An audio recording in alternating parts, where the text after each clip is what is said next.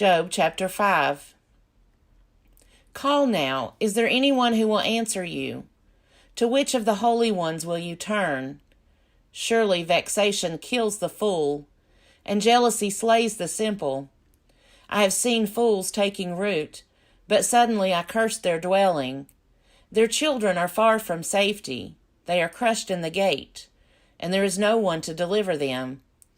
The hungry eat their harvest, and they take it even out of the thorns, and the thirsty pant after their wealth. For misery does not come from the earth, nor does trouble sprout from the ground. But human beings are born to trouble just as sparks fly upward. As for me, I would seek God, and to God I would commit my cause. He does great things and unsearchable, marvelous things without number. He gives rain on the earth and sends waters on the fields. He sets on high those who are lowly, and those who mourn are lifted to safety. He frustrates the devices of the crafty, so that their hands achieve no success. He takes the wise in their own craftiness, and the schemes of the wily are brought to a quick end. They meet with darkness in the daytime, and grope at noonday as in night. But he saves the needy from the sword of their mouth, from the hand of the mighty. So the poor have hope, and injustice shuts its mouth. How happy is the one whom God reproves! Therefore do not despise the discipline of the Almighty. For he wounds, but he binds up. He strikes, but his hands heal. He will deliver you from 6 troubles. In 7 no harm shall touch you. In famine he will redeem you from death, and in war from the power of the sword. You shall be hidden from the scourge of the tongue, and shall not fear destruction when it comes. At destruction and famine you shall laugh, and shall not fear the wild animals of the earth. For you shall be in league with the stones of the field, and the wild animals shall be at peace with you. You shall know that your tent is safe. You shall inspect your fold and miss nothing. You shall know that your descendants will be many, and your offspring like the grass of the earth. You shall come to your grave in ripe old age, as a shock of grain comes up to the threshing floor in its season. See, we have searched this out. It is true. Hear and know it for yourself. Job chapter 6. Then Job answered, Oh, that my vexation were weighed, and all my calamity laid in the balances. For then it would be heavier than the sand of the sea. Therefore my words have been rash. For the arrows of the Almighty are in me. My spirit drinks their poison. The terrors of God are arrayed against me. Does the wild ass bray over its grass, or the ox low over its fodder? Can that which is tasteless be eaten without salt? Or is there any flavor in the juice of mallows? My appetite refuses to touch them. They are like food that is loathsome to me. Oh, that I might have my request, and that God would grant my desire, that it would please God to crush me, that he would let loose his hand and cut me off. This would be my consolation. I would even exult in unrelenting pain, for I have not denied the words of the Holy One. What is my strength that I should wait, and what is my end that I should be patient? Is my strength the strength of stones, or is my flesh bronze? In truth, I have no help in me, and any resource is driven from me. Those who withhold kindness from a friend forsake the fear of the Almighty.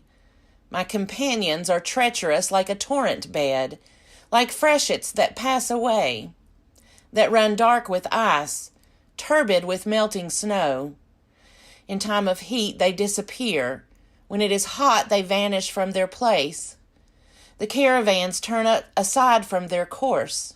They go up into the waste and perish. The caravans of Tema look. The travelers of Sheba hope. They are disappointed because they were confident. They come there and are confounded. Such you have now become to me. You see my calamity and are afraid. Have I said, make me a gift? Or from your wealth offer a bribe for me? Or save me from my opponent's hand? Or ransom me from the hand of oppressors? Teach me, and I will be silent. Make me understand how I have gone wrong. How forceful are honest words. But your reproof, what does it reprove? Do you think that you can reprove words, as if the speech of the desperate were wind? You would even cast lots over the orphan, and bargain over your friend. But now be pleased to look at me, for I will not lie to your face. Turn, I pray, let no wrong be done. Turn now, my vindication is at stake. Is there any wrong on my tongue? Cannot my taste discern calamity? Job chapter 7. Do not human beings have a hard service on earth, and are not their days like the days of a laborer? Like a slave who longs for the shadow, and like laborers who look for their wages.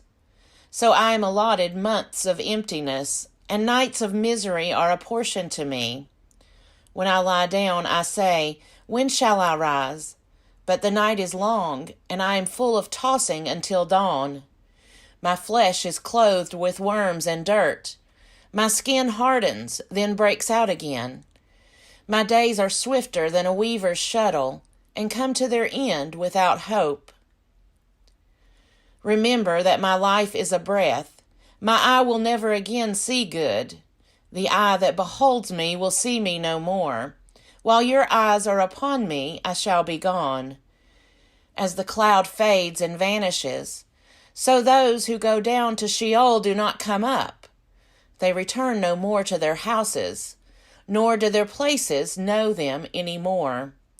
Therefore I will not restrain my mouth. I will speak in the anguish of my spirit. I will complain in the bitterness of my soul. Am I the sea or the dragon, that you set a guard over me? When I say, my bed will comfort me, my couch will ease my complaint, then you scare me with dreams and terrify me with visions, so that I would choose strangling and death rather than this body. I loathe my life. I would not live forever. Let me alone, for my days are a breath. What are human beings that you make so much of them, that you set your mind on them? Visit them every morning. Test them every moment. Will you not look away from me for a while? Let me alone until I swallow my spittle. If I sin, what do I do to you, you watcher of humanity? Why have you made me your target? Why have I become a burden to you? Why do you not pardon my transgression and take away my iniquity? For now I shall lie in the earth. You will seek me, but I shall not be. Job chapter 8. Then Bildad the Shuhite answered, How long will you say these things, and the words of your mouth be a great wind? Does God pervert justice, or does the Almighty pervert the right? If your children sinned against him, he delivered them into the power of their transgression. If you will seek God and make supplication to the Almighty, if you are pure and upright, surely then he will rouse himself for you and restore you to your rightful place. Though your beginning was small, your latter days will be very great. For inquire now of bygone generations, and consider what their ancestors have found. For we are but of yesterday, and we know nothing. For our days on earth are but a shadow.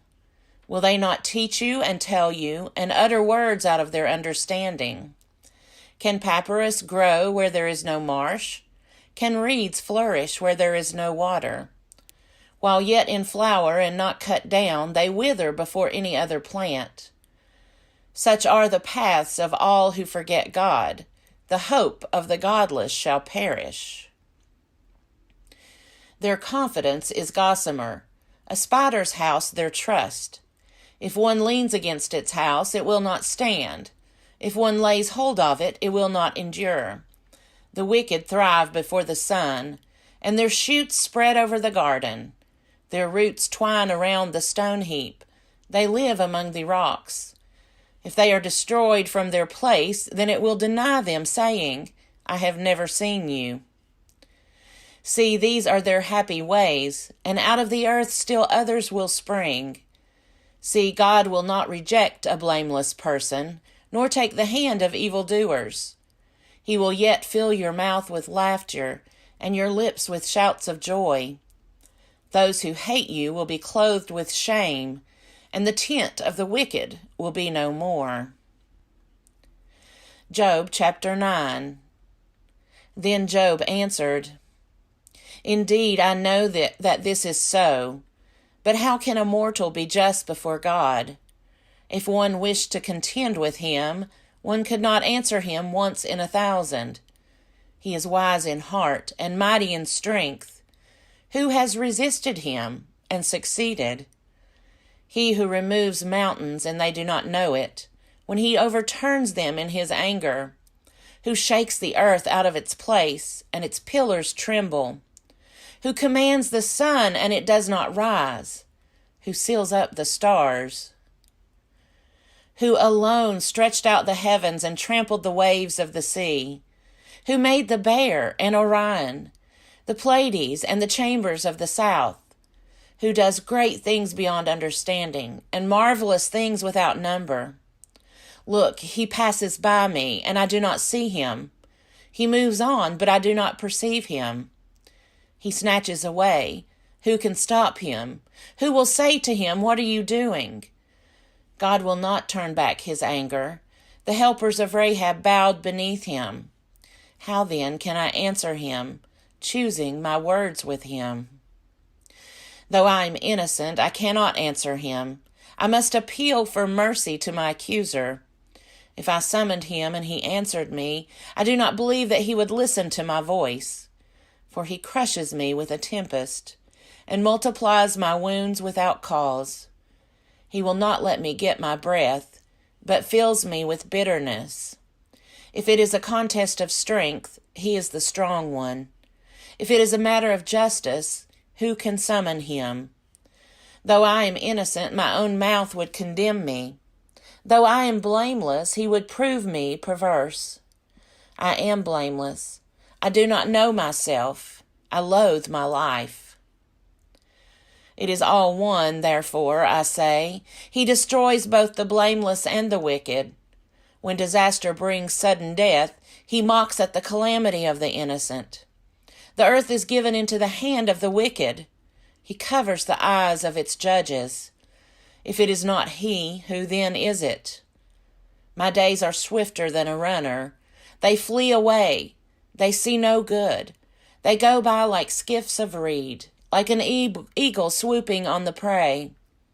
If I say I will forget my complaint, I will put off my sad countenance and be of good cheer. I become afraid of all my suffering, for I know you will not hold me innocent. I shall be condemned. Why then do I labor in vain? If I wash myself with soap and cleanse my hands with lye, yet you will plunge me into filth, and my own clothes will abhor me. For he is not a mortal as I am, that I might answer him, that we should come to trial together. There is no umpire between us, who might lay his hand on us both. If he would take his rod away from me, and not let dread of him terrify me, then I would speak without fear of him, for I know I am not what I am thought to be.